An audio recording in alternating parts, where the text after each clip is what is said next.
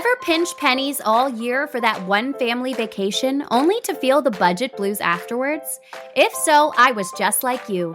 After 3 vacationless years, I stumbled on credit card rewards travel and cracked the code to amazing vacations that I could actually afford. Welcome to Wonderland on Points. In this podcast, you will discover how opening credit cards strategically can save you thousands on travel. We're not just dreamers anymore. We're 2 adventurous moms turning dreams into reality. Join us as we spill all the points and miles secrets. And contrary to popular belief, you don't have to spend $1 million to earn 1,000,000 points. Traveling on credit card points isn't reserved for those with overflowing bank accounts. It's for everyday people like you and me, learning to turn routine expenses into free travel. Consider us your points travel guides. This is Wonderland on Points. Let the adventure begin. Welcome back to Wonderland on Points, everybody. We are so glad that you are here. Today, we have an Instagram friend. You may recognize him from Instagram, German.Samvel on Instagram. He does points and miles and luxury travel. And today, he's going to share an incredible trip that he took with his girlfriend to Prague. Thank you so much for joining us. Thank you so much for having me. It's going to be so much fun. Yeah, absolutely. Before we get into the trip itself, go ahead and tell everybody about you, how you got into this crazy world of points and miles, how it transitioned into teaching other people online. I think we're very curious to know if this is your full-time job now or if you do something else on the side. Just tell us a little about yourself. Yeah, so I was going to college in Michigan, and I started an e-commerce business while I was in college. And because I had to spend a good amount of money on inventory, a good amount of money on ads, naturally I started accumulating a lot of credit card points, and I think just started watching videos on how I can use those points properly. And I burned a lot of points by cashing them in, but slowly over time, I learned how to actually use them properly, and slowly got into like taking these like aspirational trips just because of how many points I had. My girlfriend and I, we could go to some like really cool places, and my girlfriend first started creating content about using points and miles to travel, or just like our travels in general, and then I think about a year and a half ago, in May of 2024, we were at Kalala Island, and my girlfriend was telling me that, hey, you need to start creating content. And I was like, I am not a social media person. I don't really like being on camera. The only type of content I would create is if people essentially asked me questions about how to use points and miles, and I would answer their questions. And so she quickly recorded a video on the spot saying, hey, we're at Kalala Island. This place costs $5,000 a night, but we're here on points. Here's the points master. If you have any questions, just tell him how many points you have, where you want to go, and he'll help you out. And yeah, that video blew up, got a ton of comments, got a ton of followers. And Wow. Here we are now. And I do it full time now, but I do still have my e-commerce business that started it all. Incredible. The power of the internet and the power of points. I like it when it all comes together. We should probably just shout out your girlfriend's account right off the top, because I just was looking through the account this morning as we were researching for the episode, and I had not followed her before. She has a fantastic account. Miss Carrie Elizabeth is her handle. So everybody make sure you go follow her over there. She's got some great travel and points and miles content as well. Yep, she's way better than me, so I highly recommend following her. We'll have to have her on the show next. Yeah, she would love that. Absolutely. So you guys have been all over the world thanks to points, but today we want to get into Prague. What was give us, just to start out, kind of give us your overall impression of the city, its affordability, walkability. What's the big picture perspective for someone who, wants to go to Europe? Maybe they're not sure where they want to go. If a deal popped up to Prague, what's your overall impression? I thought Prague was incredible. I was really impressed. I didn't really know what we're going into. I mean, obviously, it's a European city. My parents have been there. They, said great things, but, didn't really know much about it. But Yeah, as soon as we got in there, I mean, it was awesome. I just love all the architecture. I love how walkable it is. It's pretty small. There's a lot of stuff to see. Yeah, I was really impressed with Prague. It was awesome. When I was looking at the highlights on both your page and on her page, it's got all of the charm of like a Paris or, some of the places that people talk about all the time. But I feel like Prague is really not talked about that often. And it seems like it's so much more affordable than a lot of the more touristy European cities. It really feels like it should be one of the options on people's list to get that quintessential European experience on a much, much smaller budget.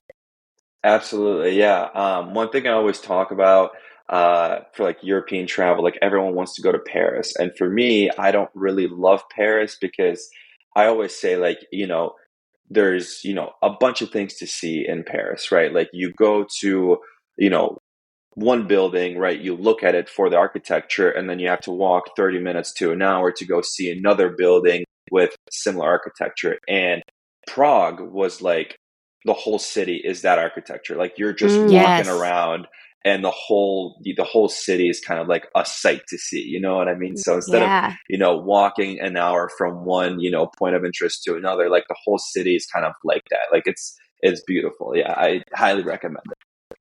I love That's a small amazing. city. Boston is like that too. Here in the States, I feel like Boston Uh-huh. is so much smaller than people think. Like you can easily walk from one side to the other in no time at all. Like it is so small, but it packs such a punch. There's so much there. And I feel like maybe Prague is like that too. I love when things are completely walkable. No need to worry about a car or really any other transportation for the most part.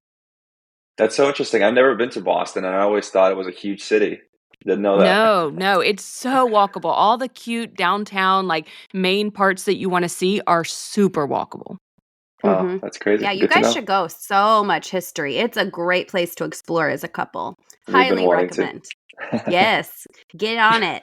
Okay, well, let's talk about the details then. The way that you guys now, I think Prague was your final destination. If I remember from your highlights correctly, you did a stopover in Paris, which is awesome. We've talked a little bit about the stopover program with Air France, but I would love to know how much it cost you guys to fly from the States over here. And people keep in mind that you did a Paris stopover.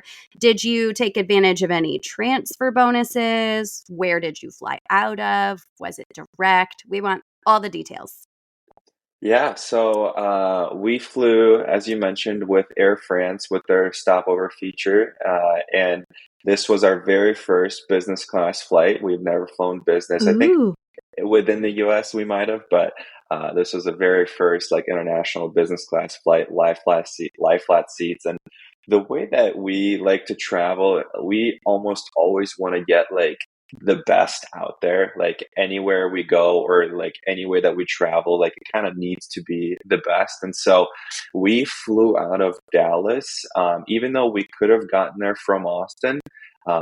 There are very few options to get to Europe in a lie flat seat from Austin, but KLM is one of them. And we could have done the same exact thing, with a stopover in Amsterdam to get to Prague using KLM. But we looked at the actual hard product that is offered on the flights from Austin to Amsterdam, and the business class seats there, they're nice, but they're not like your cream of the crop. But Right. Mm. Air France out of Dallas, they fly the A350-900, which has the lie flat suite. Like you get your own little, like a little pod with like a So closing fun. door. Love. Yeah, so we were like, we got to experience that. If we're paying 60,000 miles per person, we're definitely flying the That's best it? we could possibly get. Yeah, it was 60,000 miles. It was incredible. And I had some miles in my Air France account previously, which I had transferred during the transfer bonus. I believe it was American Express to Air France. Got a nice little transfer bonus there, but then I'll have to top off probably like 20,000 miles or something like that to get to 120 that it would cost for Oh my both of us to gosh. fly.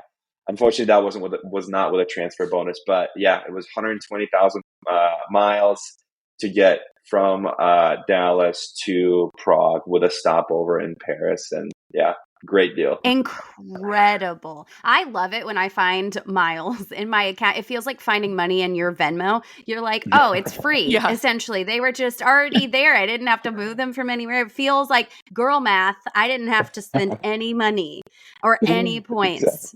Exactly. That's so That's funny. so fun. I have some points hiding in a JetBlue account that one of these days Same. I'm going to want to fly JetBlue and I'm going to be like, yes, I have points that I forgot about because I don't monitor that account as much as, all my transferable points accounts. I've had Avios in my British Airways account for years. I remember I had a credit card. I don't remember which one it was, but it was an Amex card, and this was back when I was in college, and I was thinking about, I think, canceling it, or I was going to cancel it. And I needed to use the points somehow because when you cancel a credit card, right, those points go away unless you have a different membership rewards credit card. And again, this was at the time when I didn't really know much about how to use these points properly. And so I saw that there was a 40% transfer bonus from Amex to British Airways. And again, this is like 2020 or something like that. And so I just blindly transferred all of my Amex points to British Airways, and I had almost 200,000 British Airways Avios sitting there for years, and literally over the past couple of days, we booked 2 Q Suites flights. So I finally used all of them up. Nice. What That's a good massive. use of those. Yeah. I know, right? So exciting, yeah. Yeah, I've got 60,000 sitting in Aer Lingus that, can be moved anywhere that you use Avios. And I keep thinking something good's got to pop up for those. That's just from a canceled flight. So Okay, so in Prague, once you got to Prague, you guys stayed at one of my favorite hotel chains in Europe, mainly just because the prices with Hyatt points are an absolute steal, and that's Lindner Hotels. So you guys snagged the Lindner Prague Castle, which anything that has the name Castle in the title is exciting, for just 6,000 Hyatt points per night, which crazy. is so good. How was it? Did you feel like you were in a castle? Did you like the location? It was overall, it was great. Both Carrie and I are luxury travel people, so I think we would have loved to have stayed at the Andaz, but Sure. Lindner was great. It did actually feel like a castle. Like there's like a little courtyard, and yeah, the way that it looks from the outside, it was absolutely gorgeous. The room itself, again, it's not. They're more of like a budget hotel, so Mm-hmm. it's not like super luxurious, but it was still very spacious. The price, as you mentioned, it's just so cheap, and the cash rate was like $150 a night. So with points, it was absolutely incredible. The Andaz was just not worth using the points. I think it was like 25,000 points per night, but the cash rate was like $300. So we were like, we're gonna make if we're staying somewhere, it has to be a good deal. So we stayed at the Lindner, and yeah, it was awesome. The walkability of it is not the best, in my opinion. We found ourselves taking Ubers quite a bit. Mm. Okay. There's a river that kind of like splits the city of Prague, and I believe it's like Old Prague and essentially New Prague. And so on the one side of the river, there's the castle, and on that side is the hotel. And so you can walk from the hotel to the castle. It's about a 15-minute walk. Absolutely beautiful walk. Super scenic. It's like a cobblestone brick road. Yeah, it was awesome. Oh, And then on the other side is, I think, what you would call like New Prague, where it's all the restaurants, like shopping and all that stuff. And so to walk from the hotel to the other side of the river where, the restaurants and all that stuff is, that's probably like a 30-40 minute walk. And again, it's super scenic, but once you've done it once or twice, you're just kind of like, okay, let's just take an Uber so we can get there quicker. yeah. Do they have a public transportation system? London and Paris are excellent with that. Is there a train or bus, something like that? I'm sure there is. We are so bad with public transportation. We always just take Ubers, which is horrible. But yeah, no, I'm not sure. I'm sure they do. Probably we didn't take it. But the cool thing about Prague, and you touched on that, is it's so affordable. So the Ubers were just so cheap. I mean, it would be like 7, maybe $10 to get to the other side of the city. So it's so Oh, yeah. cheap. But in some of the other cities, like people talk about, like in Paris or in London, Ubers are very expensive and their public transportation is so good, but we just don't really use it. We're just like, it's just easier to Uber, but we need to get better about that for sure. I mean, I understand. It's so easy to just be able to order it on your phone. You don't have to look up any directions. You can go from whatever spot you're at right now. I totally get that. And for $7 to $10, I would also do the same thing. I just find that learning to navigate the public transit system wherever I'm at orients me a little bit. Like, I'm going to be staying for a while. I'm like, oh, now I kind of know my way around. I know where I'm headed. And it makes me feel like I'm getting the authentic experience a little bit. Absolutely. But yeah, it's nice to know that the cost of the Uber is so reasonable. So where the Lindner is, that's the old side of the city. So if you were not big into restaurants and shopping and really wanted more of like the old architecture feel and just to kind of walk around and explore that, do you feel that that side is walkable for those kinds of things, or is the hotel kind of set apart from everything as well? I think it's slightly set apart, but it is perfectly fine. Again, if you just want to explore like the old town part of it, it's in a great location. It is an uphill walk to the hotel, so again, if the Ubers were expensive, right? Like I would walk it, no problem at all. But when Ubers are so cheap, I mean, especially if you're Ubering from, say, like the castle to the hotel, which is like a 15 or 20-minute walk. I mean, that Uber is probably like $5, so I'd probably take Mm-hmm. that anyway. But no, it is definitely walkable. The thing is that Prague, again, it's so small. So even the castle, like it's probably, you could probably do the whole thing in less than a day. So if your, trip to Prague is a few days, you're going to venture out to the other side of the city. And Yeah. that's, again, that's probably like a 40-minute walk from there. But again, it's in a great spot. And the super cool thing about it is that like everything around it is like super scenic. The architecture is incredible. Love. So yeah, it's a very, very nice walk. The hill is important to mention. I'm glad you brought it up because when I went with my husband to Switzerland, we stayed in an Amex Fine Hotel and Resort in one spot that we looked on the map and we saw the distance from, the train stop to the hotel. And we thought, oh, this is nothing. This is nothing. But we had suitcases. And then when we got there, we realized it was straight uphill and we could have actually gotten closer. There could have been a hotel shuttle or we could have taken public transportation a little bit closer, but we had no idea. And then when we were lugging those suitcases up that hill, we thought this is insane. So, we do a lot of family travel here. So mentioning that hill is important because people have strollers, they have kids. Keep that in mind. But at the same time, 6,000 points a night, which is like, Worth it. a category 1 Hyatt place over here in the US for a little bit of charm and fun still sounds like a fantastic deal. It's a great deal. And they had a super cool thing that I've never seen before.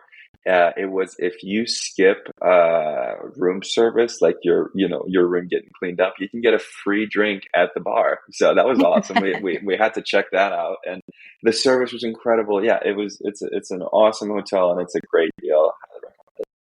That's exactly what I was just going to ask you about, was the free drink for skipping the room cleaning. So that's very, very fun. I've never seen anything like that either. I think we're hoping, Mary Ellen and I are heading to Vienna in January. So I'm hoping it's got a similar vibe, at least in the downtown where we're staying. We're staying at the Park Hyatt, but I'm hoping it's that like fascinating architecture everywhere. It's how it looks on the internet. The thing is that nothing is ever quite as it seems online. So it's nice to hear that Prague really does retain that charm that you see from videos and pictures, and it's just kind of everywhere you look. I absolutely love that.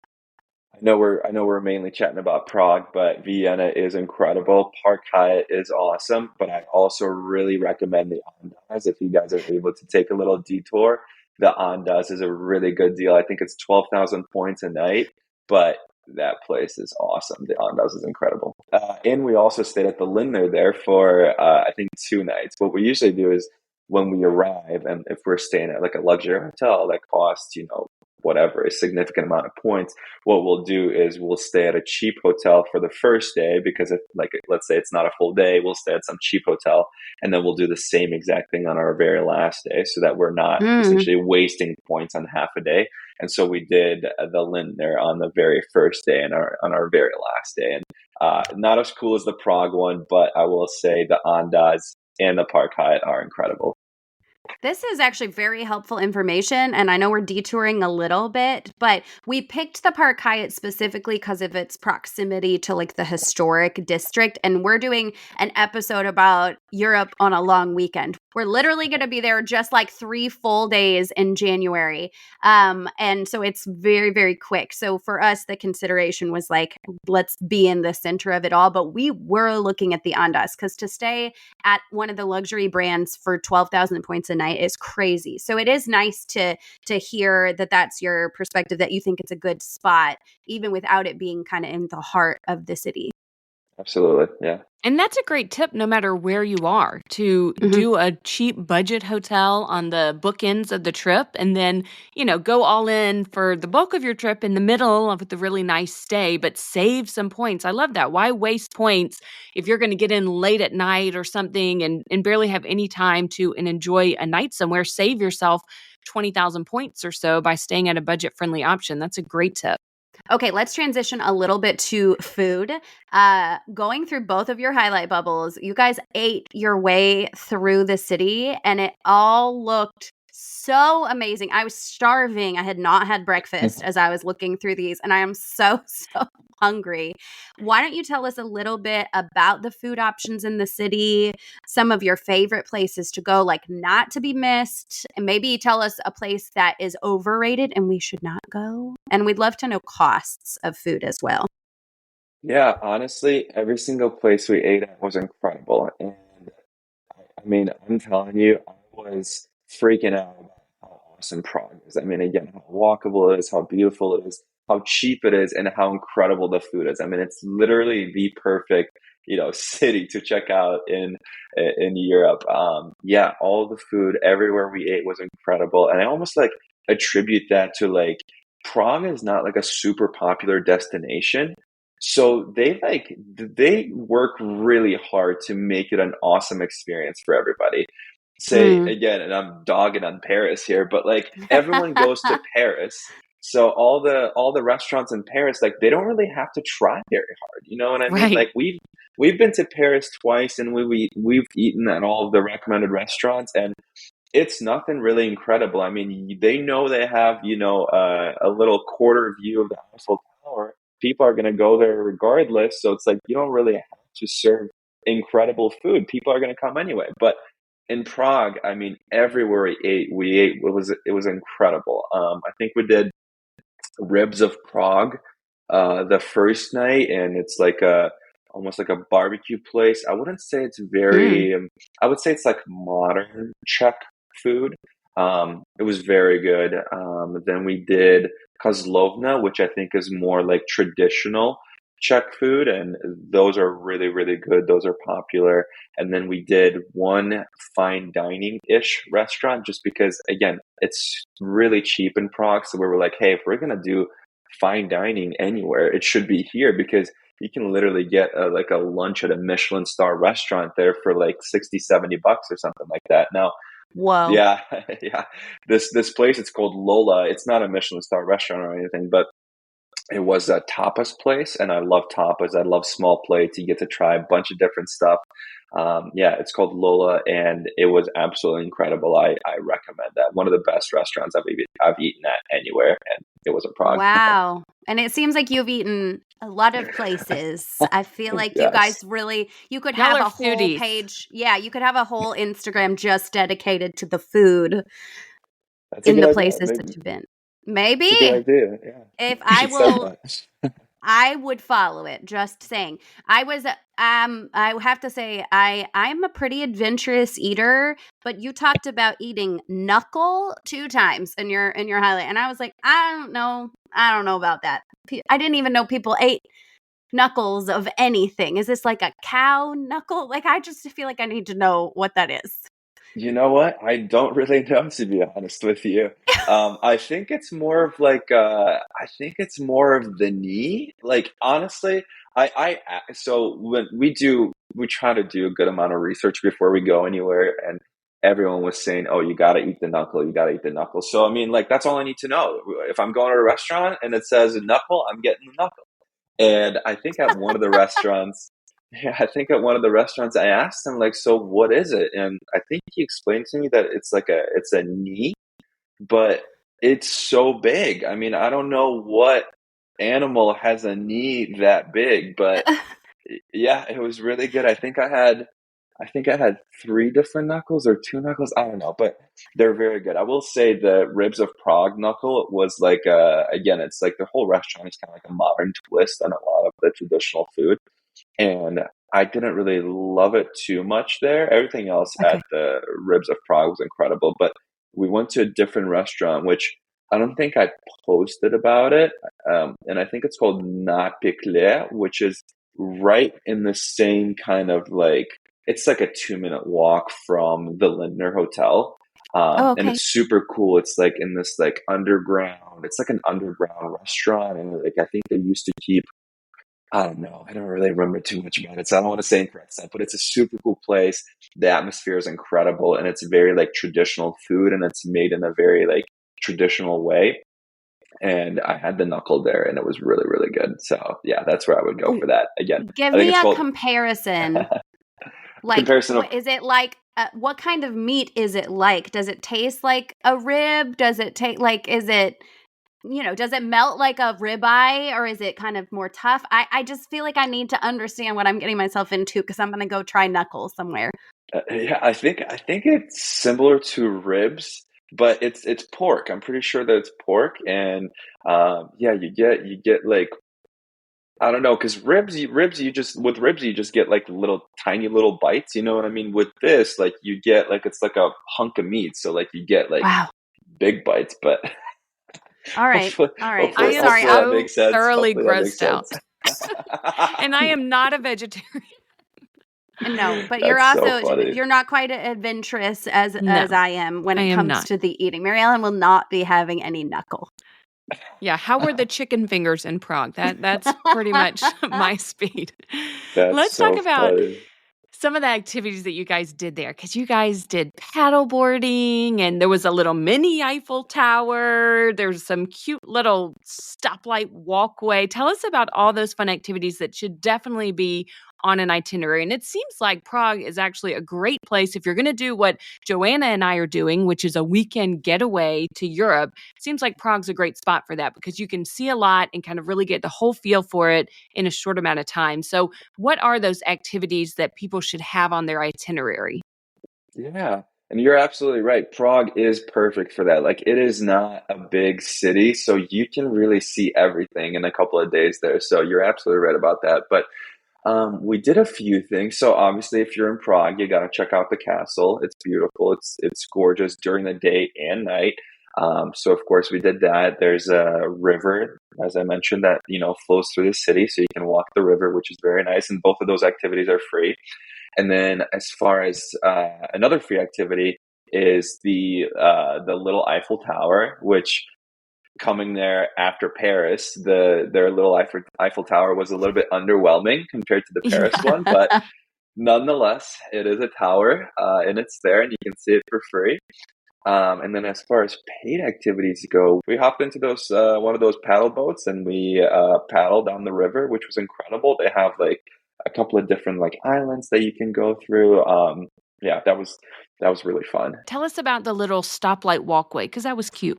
Yes, you just walk through, like the streets of Prague, right? And then there's little walkways to essentially between and in between different buildings. There's little walkways that go downwards towards like the river, right?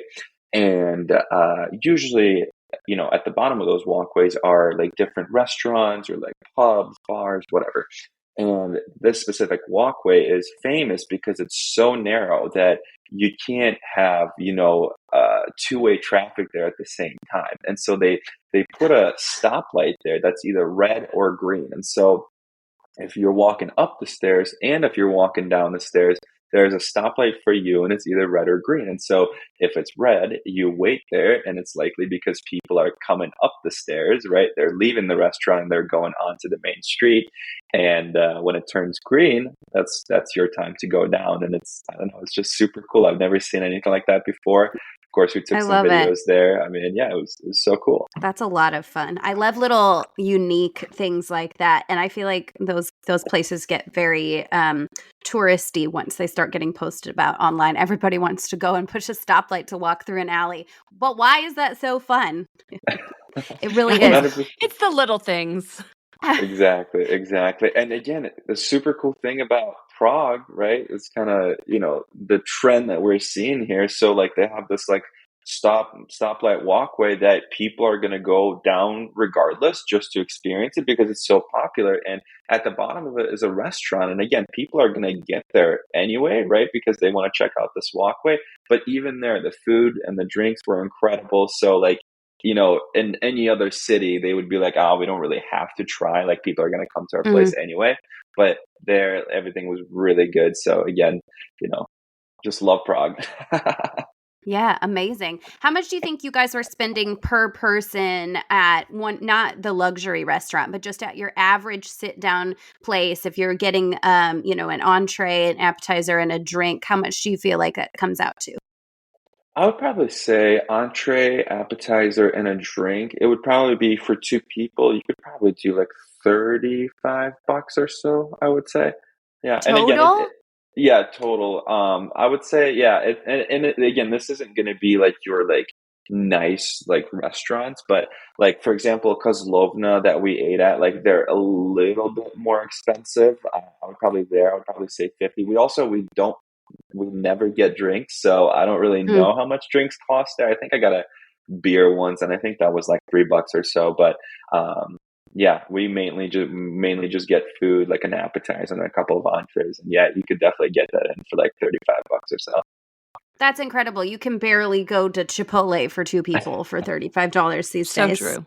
That's What exactly time right. of year were you guys there? What was the weather like?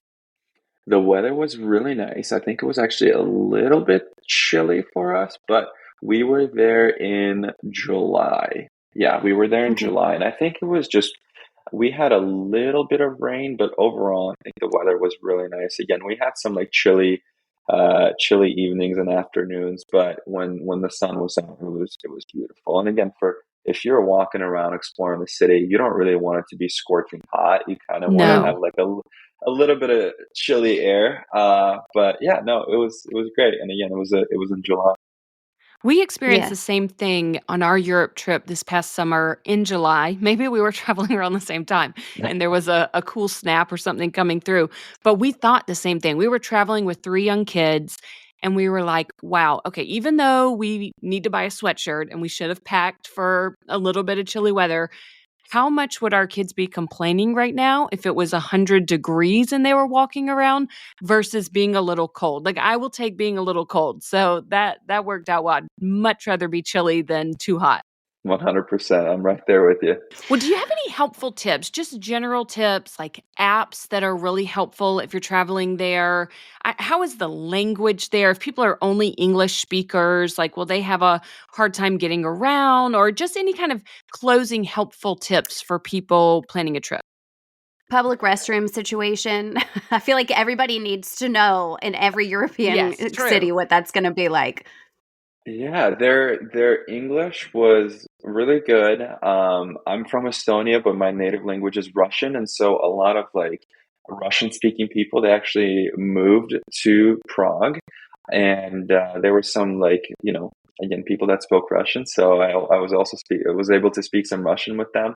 But yeah, even if you don't speak Russian, you'll be perfectly fine with English. Um, Public restrooms, I don't recall that we had to use that many, but I think like we went into a mall. They have this like Mall of Prague, I think maybe is what it's called, and obviously they have like restrooms there. But obviously like any restaurant. It's not like New York City where you cannot find one at all. But yeah, any restaurant, any kind of establishment is going to have a restroom, which is nice. Yeah, and then apps. Yeah, apps is a good one. Every time we travel to Europe, we like to use Bolt. It's their like similar to Uber. I mean, it's exactly the same as Uber, but yeah, it's just their European app, and it tends to be a little bit cheaper than Uber. I don't remember if we used it there. We kind of what we do is we have our Uber app, and then we have the Bolt app, and then we just check the price on each, and we just order whichever one is cheaper. But yeah, I really like Bolt, but as far as Prague goes, I mean, it's very straightforward. Like again, it's a small city, so it's very walkable. There's places, things to do, places to go to, restaurants, bakeries, they're everywhere. So yeah, Mm. it's really simple to navigate. And if you need to go to the bathroom, there's a place right around the corner. So yeah, it's super easy. Okay. And I feel like Prague is probably one of those places people will remember when we did a London episode. I mentioned the Flush app, which is hilarious to me that this even exists. But when you're traveling with kids, it's something you need to be aware of, like where's the nearest restroom. And especially places like London, like you can't always just walk in and use a restroom at a shop. So this app tells you all the free bathrooms in your vicinity. I'm sure Prague is on there. Every major city seems to be on there. So maybe everybody download that and take a look if you're traveling with your kids and that's something you're concerned about. But I just love the charm of Europe with the low price tag. Like you really can't beat that. How long was your flight from Dallas?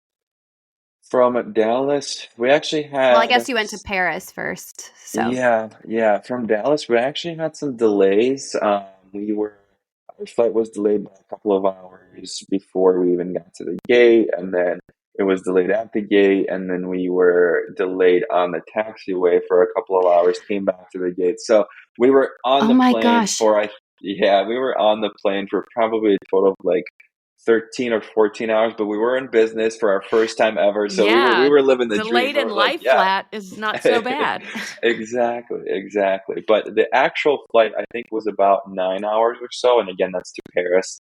And then since we booked business class from the States, from Dallas over to Prague, we also flew business, the second leg of the flight, which was Paris to Prague. And unfortunately, that's, what they do is they have a regular plane with regular seats. It's the same as economy, but they just don't sit anybody in between you. So the middle seat is going to be open, and that's your business class from Paris to Prague, which, not exactly luxurious, but we'll take it. How many hours is that Paris to Prague leg?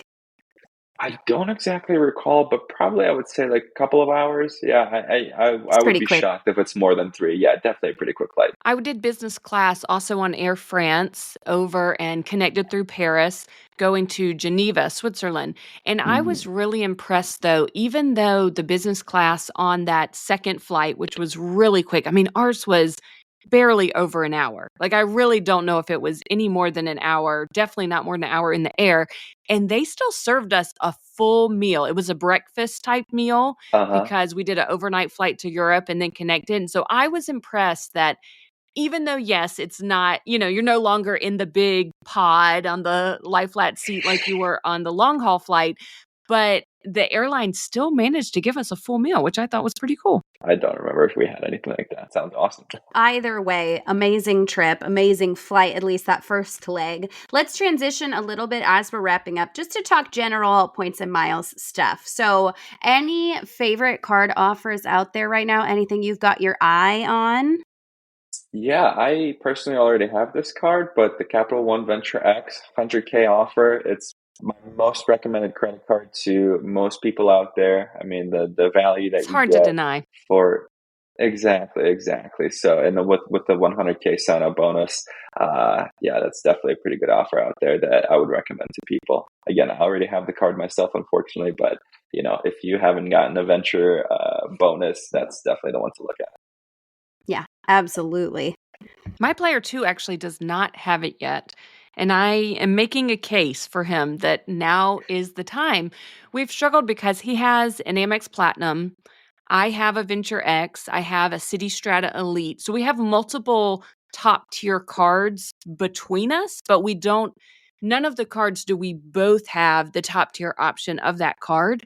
So with him having Amex Platinum, he's had a harder time, justifying having another elite card. I think there is a case for it, but we're working through that. And now is the time with the 100K offer for him to do it, especially since he can no longer go in the Capital One lounges with me once, February rolls around.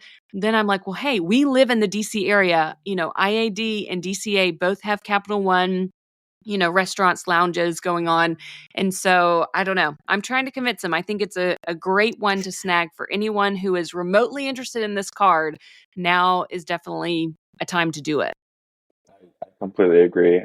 Carrie actually also does not currently have it, so I think we'll probably have me refer her, which is awesome when you have, player one and player two. You can refer each other and get some extra points. So Okay, so that's a card that definitely people should have their eye on. What about any transfer bonuses right now? Is there anything that you've been taking advantage of lately, or any transfer bonuses you think people should hop on? yeah, I actually just used one yesterday when I transferred points from Capital One to British Airways, which I then transferred to Qatar Airways to book the Q suites. But not the best transfer bonus, but I think that's the only bonus available if you wanted to transfer your points over to Avio. So that's what I did. 20%, not too bad. Can't complain. Another one that people are talking about right now is the Virgin transfer bonus. I think it's Chase to Virgin, 40%, right? I could be off. You'll have to No, correct me if that's I'm right. wrong, but yeah, that's another pretty good one that's going on right now. Unfortunately, we transferred a lot of points to Virgin to book ANA business or first class flights from the US over to Japan. And we transferred those points in hopes that we would book a flight. We were supposed to be in Japan last month and also the month before, but we canceled both of those trips. And now we have a ton of Virgin points or miles sitting there, and we transferred all of those without a transfer bonus. A 40% bonus would have Oh, been, man. yeah, 40% bonus would have been nice for that, but it's all right. Painful. And guys, just remember that some of these, depending on when you're hearing this episode, some of these transfer bonuses may have ended, but more will come around. And that is such a great way to stretch your points and miles further. If you can just be keeping your eye on things and strike when the iron's hot. We try to encourage people not to speculatively transfer miles just because there's a shiny, exciting transfer bonus.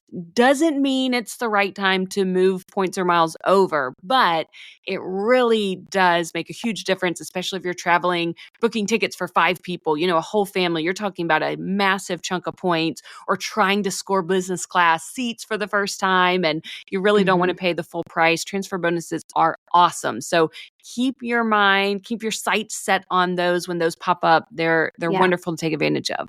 I think Chase also has a 70% transfer bonus to Marriott right now. Yeah. That's another really good one. Even though Hyatt is still probably going to offer you better value, you can find some really good deals with Marriott with the transfer bonus. Yeah, I mean, this probably will have just ended when this episode comes out, but that's a very, very good point. When we're we always like to encourage people to plan ahead and set goals when it comes to opening cards and accumulating points. So we just did an episode with Emily Eats and Explores about the Westin Bora Bora, and that's just an example of how, if you're planning ahead and holding out for a transfer bonus, because of course it takes a lot of points to go to Bora Bora no matter what you're doing, but you could get a 5-night stay for somewhere in the 320,000 points for that whole 5-night stay if you're going at the right time of year. And with 70% transfer bonus and maybe opening a card for this specifically, this is the type of situation where if you know you're planning for that, you've got your sights set on a trip and you know the currency that you need, you can strike while the iron is hot when there's a transfer bonus like this, and you can move a big chunk of points even if you're not ready to book yet, because you have a goal, because you're planning, because you don't have shiny card syndrome. So just a little moment of wisdom for everybody, not to just go crazy when a bonus sounds good or a card looks good. Like have a plan. like a little spontaneity is great. We woke up one day like less than a month ago and there was a great deal. And so now we're going to Vienna. So I like spontaneous, but in general, it's a good idea to have something that you're working towards so you can make smart choices with your points. And I will also throw out for everybody, do not be holding out for a Hyatt transfer bonus. They don't exist. Ever. So yes, occasionally you see it pop up for Marriott, IHG, Hilton. Have not, since I've been in this game, seen one pop up for Hyatt. So don't, if you're holding out for a Hyatt bonus, move forward because it's not going to happen. I hope it does, though. I would love to be wrong on that. I would love to see one pop up. Just haven't seen it yet. Every single chase point that I have would be gone the second we say not to speculatively transfer. I would do it in one moment. All of them right out the door. That's so funny. Maybe Built will make our dreams come true. I'm throwing this out here. Richard Kerr, Built, if you hear us, one of those special Built promotions, we'd love to see that. I feel like if anyone can make it happen, Richard can make it happen. It's true. Okay. Thank you so much for being here with us today. I think this episode is going to be great for our audience. We know that you like luxury things and we love the nice things too, but in general, our audience loves a budget trip and Prague really seems like it hits every single point of being amazing and budget friendly. So thanks for coming and sharing with us today. Can you let everybody know where they can find you online? Yeah, so I post everywhere: Instagram, TikTok, YouTube, Facebook, Threads. But mainly I would say Instagram and TikTok. It's German Samvel or German.Samvel, depending on where you are. I think German.Samvel on Instagram and German Samvel on TikTok. That's where you'll find me the most. Perfect. I will drop links in the show notes, guys, so that you can find him and follow him easily. Highly recommend in terms of, I would have to say, I'm saving your posts more than just about anybody else when it comes to like little quick hits of information. You do a great job. It doesn't feel, it's not clickbaity. It's helpful. So I do appreciate your content. That means a lot to me. I really appreciate that. I really do. Thank you. I mean it. All right. Well, we will see you next time, everybody. Until then, join us in the Facebook group. Share your points and miles wins. We want to hear about your redemptions, and we will see you there. Bye, everyone. If you enjoyed this show today, please consider writing us a review or clicking 5 stars wherever you listen to your podcasts. And please subscribe and follow along so that you never miss an episode.